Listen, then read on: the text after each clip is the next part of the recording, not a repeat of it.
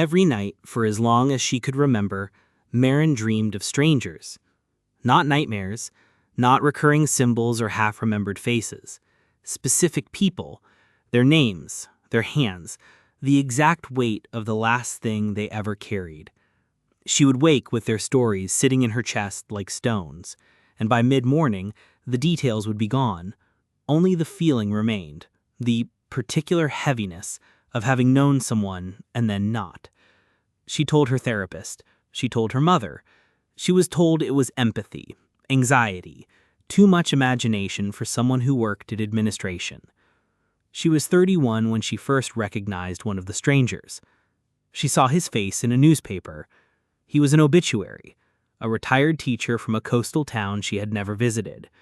In the dream, 3 nights before, she had walked with him along a gray shoreline. He hadn't spoken, neither had she.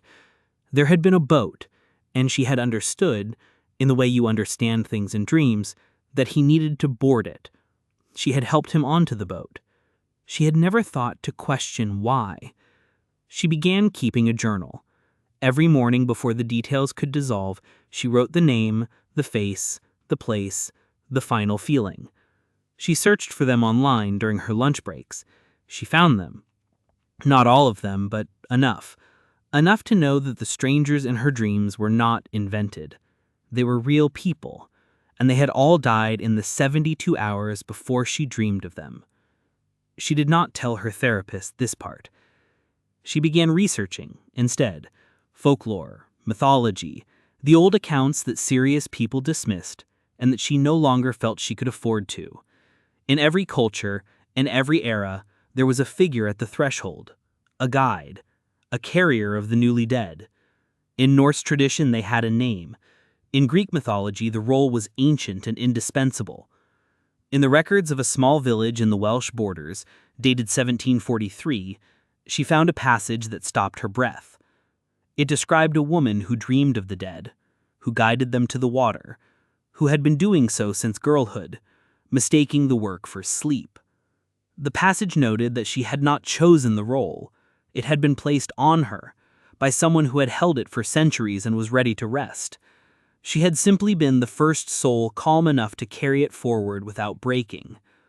The record did not say how the previous ferryman had identified her.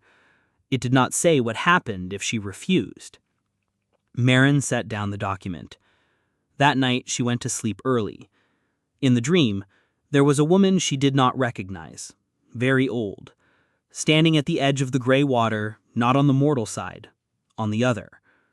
The woman looked at Maren across the distance and nodded once, with something that might have been gratitude or relief or apology. Maren could not be certain. Then the old woman turned and walked away from the shore, into whatever lay beyond it, and Maren was left standing alone with the boat and the water and the long line of those still waiting to cross. She did not wake up confused. For the first time in 31 years, she understood exactly where she was.